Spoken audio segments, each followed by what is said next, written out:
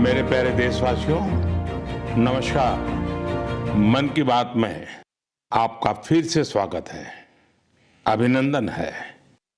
कुछ ही दिनों में साल 2026 दस्तक देने वाला है और आज जब मैं आपसे बात कर रहा हूं तो मन में पूरे एक साल की यादें घूम रही हैं। कई तस्वीरें, कई चर्चाएं, कई उपलब्धियां जिन्होंने देश को एक साथ जोड़ दिया। 2025 ने हमें ऐसे कई पल दिए जिन पर हर भारतीय को गर्व हुआ। देश की सुरक्षा से लेकर खेल के मैदान तक, विज्ञान की प्रयोगशालाओं से लेकर दुनिया के बड़े मंचों तक भारत ने हर जगह अपनी मजबूत छाप छोड़ी। इस साल ऑपरेशन सिंदूर हर भारतीय के लिए गर्व का प्रतीक बन गया। दुनिया ने साफ देखा, आज का भारत अपनी सुरक्षा से कोई समझौता नहीं करता।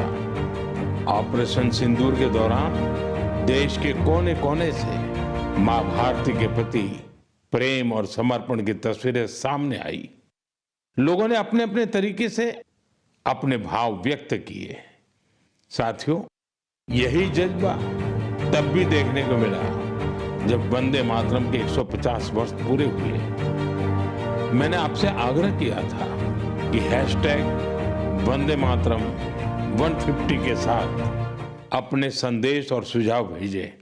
देशवासियों ने इस अभियान में बढ़ चढ़कर हिस्सा लिया। साथियों, 2025 खेल के लिहाज से भी एक यादगार साल रहा। हमारी पुरुष क्रिकेट टीम ने आईसीसी चैंपियंस ट्रॉफी जीती। महिला क्रिकेट टीम ने पहली बार विश्व कप अपने नाम किया। भारत की बेटियों ने women's blind T20 world cup जीतकर इतिहास रच दिया। एशिया कप T20 में भी तिरंगा शान से लहराया।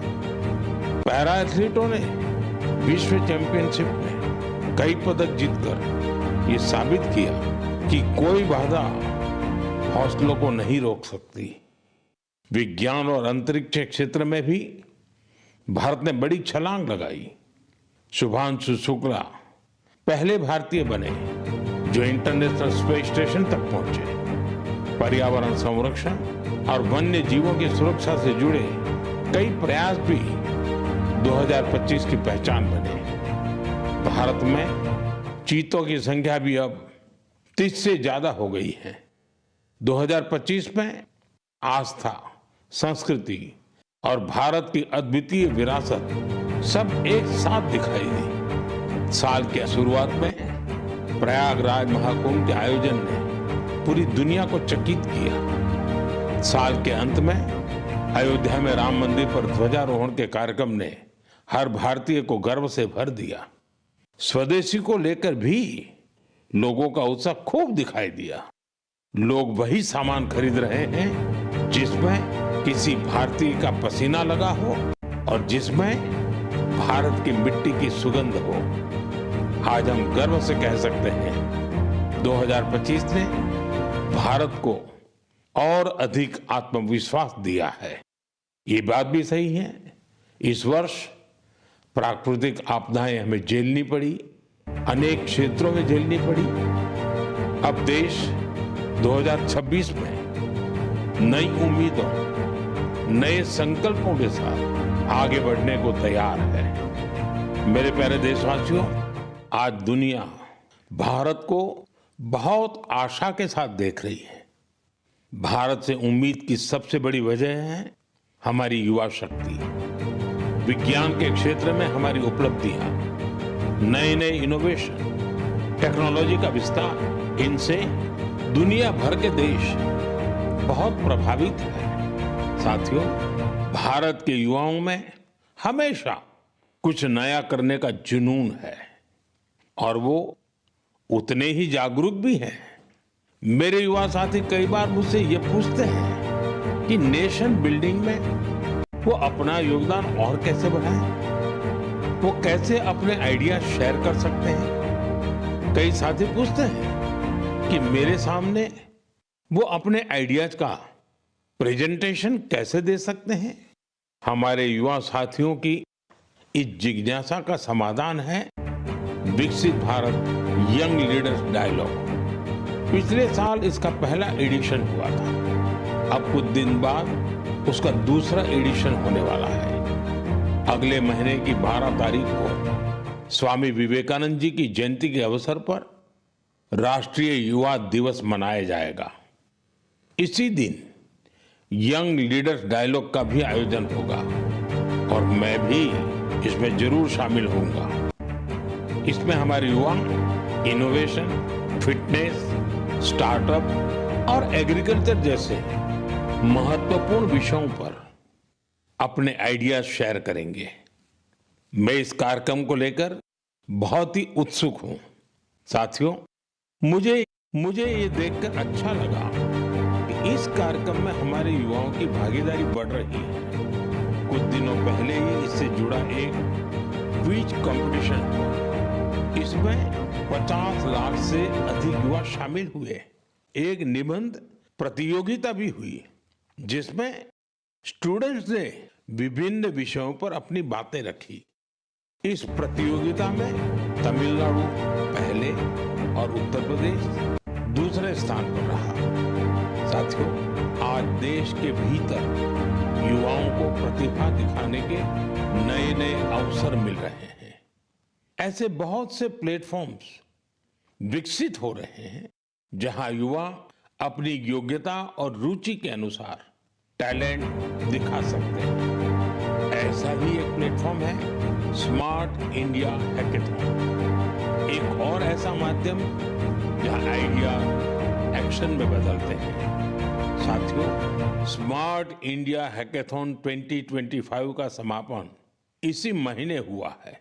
इस हैकेथॉन के दौरान 80 से अधिक सरकारी विभागों की 270 से ज्यादा समस्याओं पर स्टूडेंट्स ने काम किया। स्टूडेंट्स ने ऐसे सॉल्यूशन दिए जो रियल लाइफ चैलेंजेस से जुड़े थे, जैसे ट्रैफिक की समस्या है।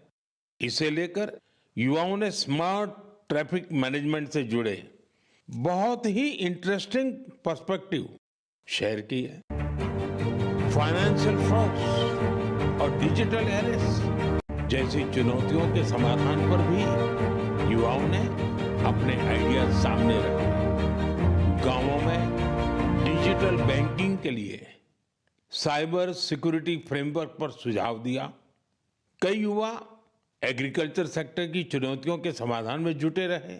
साथियों, पिछले 7-8 साल में स्मार्ट इंडिया हैकेथॉन में 13 लाख से ज्यादा स्टूडेंट्स और 6000 से ज्यादा इंस्टीट्यूट्स हिस्सा ले चुके हैं। युवाओं ने सैकड़ों प्रॉब्लम्स के सटीक सॉल्यूशंस भी दिए हैं। इस तरह के हैकेथॉन्स का आयोजन समय समय पर होता रहता है। मेरा अपने युवा साथियों से आग्रह है कि वे इन हैकेथॉन्स का हिस्सा जरूर बने। साथियों, आज का जीवन टेक ड्रिवन होता जा रहा है और जो परिवर्तन सदियों में आते थे, वो बदलाव हम कुछ वर्षों में होते देख रहे हैं। कई बार तो कुछ लोग चिंता जताते हैं कि रोबोट्स कहीं मनुष्य को ही ना रिप्लेस कर दें। ऐसे बदलते समय में ह्यूमन डेवलपमेंट के लिए अपनी जड़ों से जुड़े रहना बहुत जरूरी है। मुझे देखकर बहुत खुशी होती है कि हमारी अगली पीढ़ी अपनी संस्कृति की जड़ों को अच्छी तरह थाम रही है। नई सोच के साथ, नए तरीकों के साथ। साथियों, आपने इंडियन इंस्टीट्यूट ऑफ साइंस, उसका नाम तो जरूर सुना होगा। रिसर्च और इनोवेशन इस संस्थान की पहचान है। कुछ साल पहले वहां के कुछ छात्रों ने महसूस किया कि पढ़ाई और रिसर्च के बीच संगीत के लिए भी जगह होनी चाहिए। बस यहीं से एक छोटी सी म्यूजिक क्लास शुरू हुई। न बड़ा मंच, न कोई बड़ा बजट। धीरे धीरे ये पहल बढ़ती गई और आज इसे हम गीतांजलि IISc के नाम से जानते हैं। यह अब सिर्फ एक क्लास नहीं, कैंपस का सांस्कृतिक केंद्र है। यहाँ हिंदुस्तानी शास्त्रीय संगीत है, लोक परंपराएं हैं, शास्त्रीय विधाएं हैं। छात्र यहाँ साथ बैठकर रियाज करते हैं, प्रोफेसर साथ बैठते हैं, उनके परिवार भी जुड़ते हैं। आज 200 से ज्यादा लोग इससे जुड़े हैं और खास बात ये कि जो विदेश चले गए वो भी ऑनलाइन जुड़कर इस ग्रुप की डोर थामे हुए हैं। साथियों, अपनी जड़ों से जुड़े रहने के ये प्रयास सिर्फ भारत तक सीमित नहीं है। दुनिया के अलग अलग कोनों और वहां बसे भारतीय भी अपनी भूमिका निभा रहे हैं। एक और उदाहरण जो हमें देश से बाहर ले जाता है, ये जगह है दुबई। वहां रहने वाले कन्नड़ा परिवारों ने खुद से एक जरूरी सवाल पूछा। हमारे बच्चे टेक वर्ल्ड में आगे तो बढ़ रहे हैं, लेकिन कहीं वो अपनी भाषा से दूर तो नहीं हो रहे हैं। यहीं से जन्म हुआ कन्नड़ा पाठशाले का एक ऐसा प्रयास जहां बच्चों को कन्नड़ा पढ़ना, सीखना, लिखना और बोलना सिखाया जाता है। आज इससे 1000 से ज्यादा बच्चे जुड़े हैं। वाकई कन्नड़ा नाडु नुडी नम्मा हेम्मे, कन्नड़ा की भूमि और भाषा हमारा गर्व है।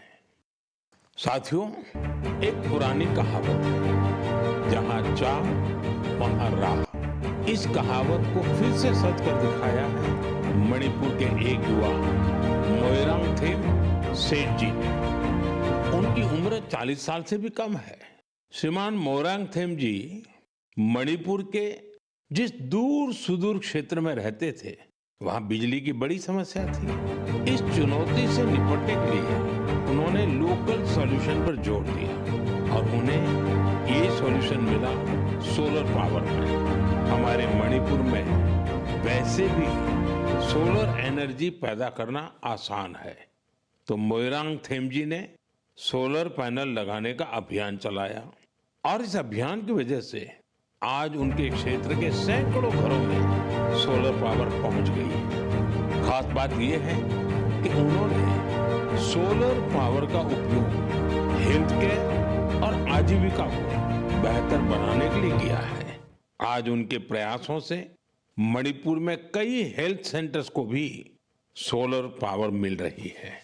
उनके इस काम से मणिपुर की नारी शक्ति को भी बहुत लाभ मिला है। स्थानीय मछुआरों और कलाकारों को भी इससे मदद मिली है। साथियों, आज सरकार पीएम सूर्यघर मुफ्त बिजली योजना के तहत हर लाभार्थी परिवार को सोलर पैनल लगाने के लिए करीब करीब 75 से 80 हजार रुपए दे रही है।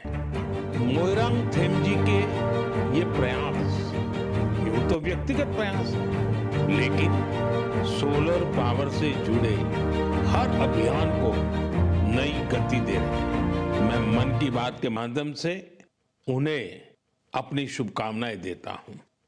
मेरे प्यारे देशवासियों, आइए अब जरा हम जम्मू कश्मीर की तरफ चलते हैं। जम्मू कश्मीर की सांस्कृतिक और ऐतिहासिक विरासत, उसकी एक ऐसी गाथा साझा करना चाहता हूं जो आपको गर्व से भर देगी। जम्मू कश्मीर के बारामूला में जेहनपोरा नाम की एक जगह है। वहां लोग बरसों से कुछ ऊंचे ऊंचे टीले देखते आ रहे थे। साधारण से टीले, किसी को नहीं पता था कि क्या है। फिर एक दिन आर्कियोलॉजिस्ट की नजर इन पर पड़ी। जब उन्होंने इस इलाके को ध्यान से देखना शुरू किया तो ये टीले कुछ अलग लगे।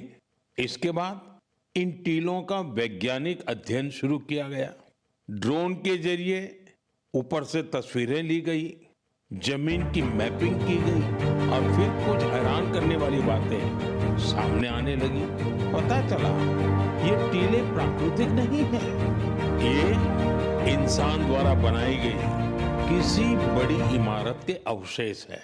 इसी दौरान एक और दिलचस्प कड़ी जुड़ी। कश्मीर से हजारों किलोमीटर दूर फ्रांस के एक म्यूजियम के आर्काइव में एक पुराना धुंधला सा चित्र मिला। बारामूला के उस चित्र में 3 बौद्ध स्तूप नजर आ रहे थे। यहीं से समय ने करवट ली और कश्मीर का एक गौरवशाली अतीत हमारे सामने आया। ये करीब 2000 साल पुराना इतिहास है। कश्मीर के जहनपोरा का ये बौद्ध परिसर हमें याद दिलाता है कश्मीर का अतीत क्या था, उसकी पहचान कितनी समृद्ध थी। मेरे प्यारे देशवासियों, अब मैं आपसे भारत से हजारों किलोमीटर दूर एक ऐसे प्रयास की बात करना चाहता हूं जो दिल को छू लेने वाला है। फिजी में भारतीय भाषा और संस्कृति के प्रसार के लिए एक सराहनीय पहल हो रही है। वहां की नई पीढ़ी को तमिल भाषा से जोड़ने के लिए कई स्तरों पर लगातार प्रयास किए जा रहे हैं। पिछले महीने फिजी के राकी इलाके में वहां के एक स्कूल में पहली बार तमिल दिवस मनाया गया। उस दिन बच्चों को एक ऐसा मंच मिला जहां उन्होंने अपनी भाषा पर खुले दिल से गौरव व्यक्त किया। बच्चों ने तमिल में कविताएं सुनाई, भाषण दिए और अपनी संस्कृति को पूरे आत्मविश्वास के साथ मंच पर उतारा। साथियों, देश के भीतर भी तमिल भाषा के प्रचार के लिए लगातार काम हो रहा है। कुछ दिन पहले ही मेरे संसदीय क्षेत्र काशी में चौथा काशी तमिल संगमम हुआ। अब मैं आपको एक ऑडियो क्लिप सुनाने जा रहा हूँ। आप सुनिए और अंदाजा लगाइए तमिल बोलने की कोशिश कर रहे ये बच्चे कहाँ के हैं। वणक्कम। भारत அரசாங்கத்தால் ஓரே பாரதம் உன்னத பாரதம் நடத்தப்பட்ட காசி தமிழ் சங்கமம் 4 தமிழ் கற்போம் நான் ரொம்ப கார்க்கே உதாரணத்துக்கு ஏன் தமிழில் इंट्रोडक्शन काशी भूमिल நான் पायल पटेल और सुपिंस इंटर कॉलेज की मानवी अनेवरकुम ये वणक्कम। साथियों, आपको जानकर हैरानी होगी तमिल भाषा में इतनी सहजता से अपनी बात रखने वाले ये बच्चे काशी के हैं, वाराणसी के हैं। इनकी मातृभाषा हिंदी है, लेकिन तमिल भाषा के प्रति लगाव ने इन्हें तमिल सीखने के लिए प्रेरित किया है। इस साल वाराणसी में काशी तमिल संगमम के दौरान तमिल सीखने पर खास जोर दिया गया था। लर्न तमिल, तमिल कराकलम। इस थीम के तहत वाराणसी के 50 से ज्यादा स्कूलों में विशेष अभियान भी चलाए गए। इसी का नतीजा हमें इस ऑडियो क्लिप में सुनाई देता है। पेर वैष्णव नान निवेदिता शिक्षा सदन बालिका इंटर कॉलेज वाराणसी पढ़िक्किरेन। नान काशी तमिल कर्कलाम 4.0 ला तमिल भाषा पिक्का मुंग इल्लुवम करेन। इंधा वयबुक्क पराधान नरेंद्र मोदी अवगलेकु नान नंटी सोलिकरेन। साथियों, तमिल भाषा दुनिया की सबसे प्राचीन भाषा है। तमिल साहित्य भी अत्यंत समृद्ध है। मैंने मन की बात में काशी तमिल संगमम में भाग लेने का आग्रह किया था। मुझे खुशी है कि आज देश के दूसरे हिस्सों में भी बच्चों और युवाओं के बीच तमिल भाषा को लेकर नया आकर्षण दिख रहा है। यही भाषा की ताकत है, यही भारत की एकता है। साथियों, अगले महीने हम देश का 77वां गणतंत्र दिवस मनाएंगे। जब भी ऐसे अवसर आते हैं तो हमारा मन स्वतंत्रता सेनानियों और संविधान निर्माताओं के प्रति कृतज्ञता के भाव से भर जाता है। हमारे देश ने आजादी पाने के लिए लंबा संघर्ष किया है। आजादी के आंदोलन में देश के हर हिस्से के लोगों ने अपना योगदान दिया है, लेकिन दुर्भाग्य से आजादी के अनेकों नायक नायिकाओं को वो सम्मान नहीं मिला जो उन्हें मिलना चाहिए था। ऐसी ही एक स्वतंत्रता सेनानी है ओडिशा की पार्वती गिरि जी। जनवरी 2026 में उनकी जन्म शताब्दी मनाई जाएगी। उन्होंने 16 वर्ष की आयु में भारत छोड़ो आंदोलन में हिस्सा लिया था। साथियों, आजादी के आंदोलन के बाद पार्वती गिरि जी ने अपना जीवन समाज सेवा और जनजातीय कल्याण को समर्पित कर दिया था। उन्होंने कई अनाथालयों की स्थापना की। उनका प्रेरक जीवन हर पीढ़ी का मार्गदर्शन करता रहेगा। मैं पार्वती गिरि जी को श्रद्धांजलि अर्पण करूं छी। साथियों, ये हमारा दायित्व है कि हम अपनी विरासत को न भूलें। हम आजादी दिलाने वाले नायक नायिकाओं की महान गाथा को अगली पीढ़ी तक पहुंचाए। आपको याद होगा, जब हमारी आजादी के 75 वर्ष हुए थे, तब सरकार ने एक विशेष वेबसाइट तैयार की थी। इसमें एक विभाग अनसंग हीरोज को समर्पित किया गया था। आज भी आप इस वेबसाइट पर विजिट करके उन महान विभूतियों के बारे में जान सकते हैं, जिनकी देश को आजादी दिलाने में बहुत बड़ी भूमिका रही है। मेरे प्यारे देशवासियों, मन की बात के जरिए हमें समाज की भलाई से जुड़े महत्वपूर्ण विषयों पर चर्चा करने का एक बहुत अच्छा अवसर मिलता है। आज मैं एक ऐसे मुद्दे पर बात करना चाहता हूं जो हम सभी के लिए चिंता का विषय बन गया है।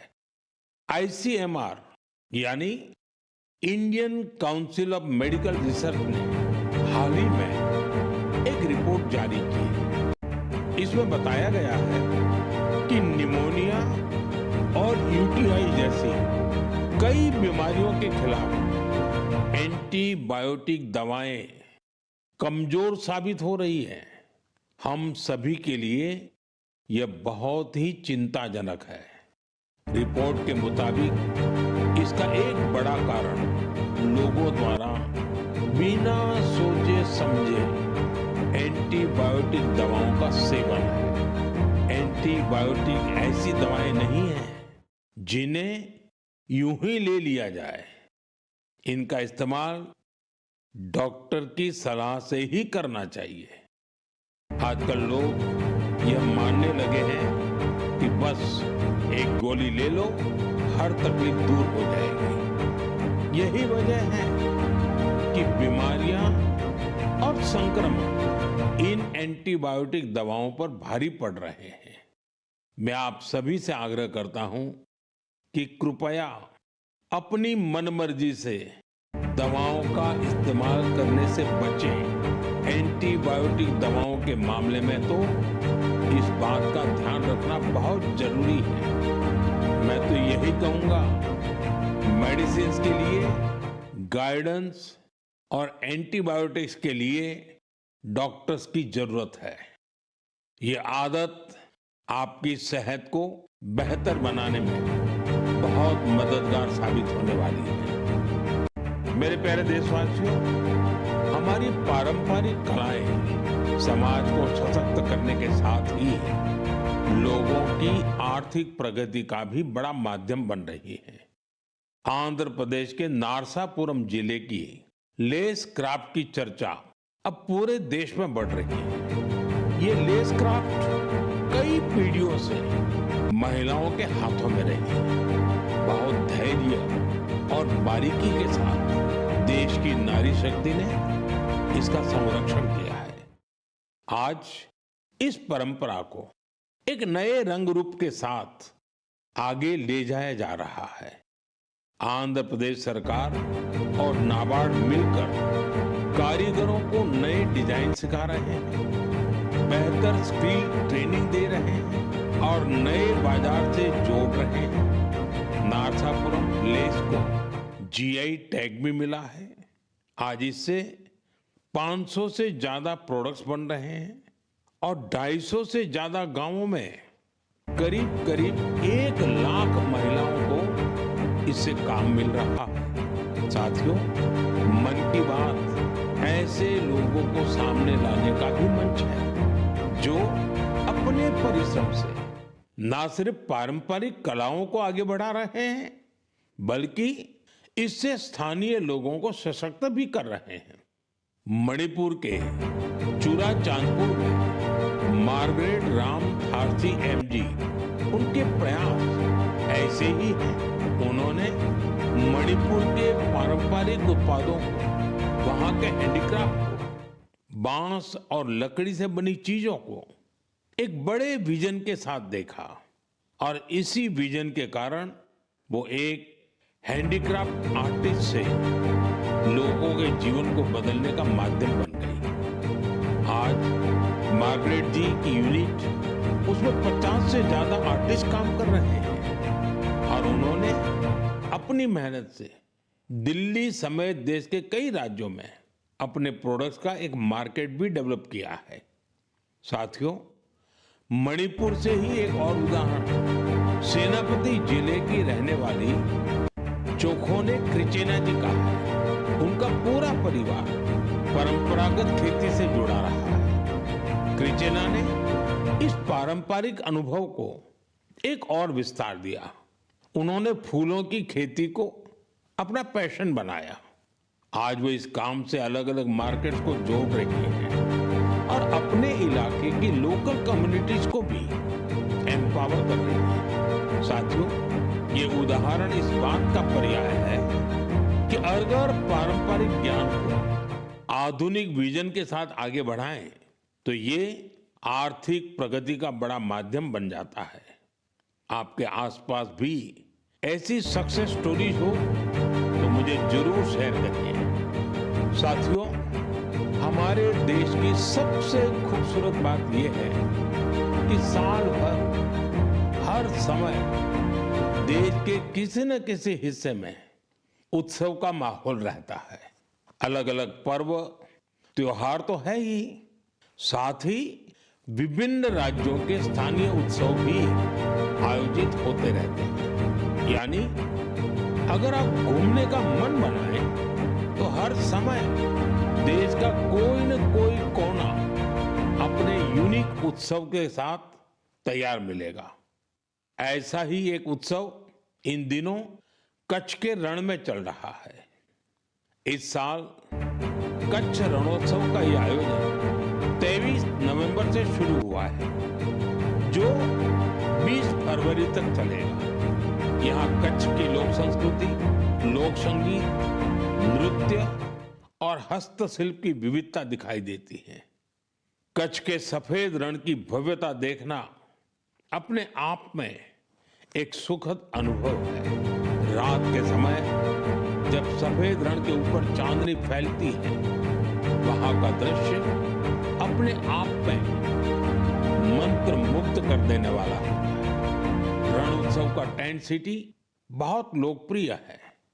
मुझे जानकारी मिली है कि पिछले एक महीने में अब तक 2 लाख से ज्यादा लोग रणोत्सव का हिस्सा बन चुके हैं और देश के कोने कोने से आए हैं, विदेश से भी लोग आए हैं।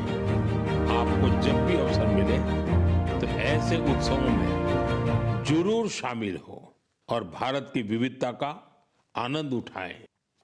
साथियों, 2025 में मन की बात का ये आखिरी एपिसोड है। अब हम साल 2026 में ऐसे ही उमंग और उत्साह के साथ, अपनेपन के साथ अपने मन की बातों को करने के लिए मन की बात के कार्यक्रम में जरूर जुड़ेंगे। नई ऊर्जा, नए विषय और प्रेरणा से भर देने वाली देशवासियों की अनगिनत गाथाओं मन की बात में हम सबको जोड़ती है। हर महीने मुझे ऐसे अनेक संदेश मिलते हैं जिसमें विकसित भारत को लेकर लोग अपना विजन साझा करते हैं। लोगों से मिलने वाले सुझाव और इस दिशा में उनके प्रयासों को देखकर ये विश्वास और मजबूत होता है। और जब ये सब बातें मेरे तक पहुंचती हैं तो विकसित भारत का संकल्प जरूर सिद्ध होगा। ये विश्वास दिनों दिन मजबूत होता जाता है। साल 2026 इस संकल्प सिद्धि की यात्रा में एक अहम पड़ाव साबित हो।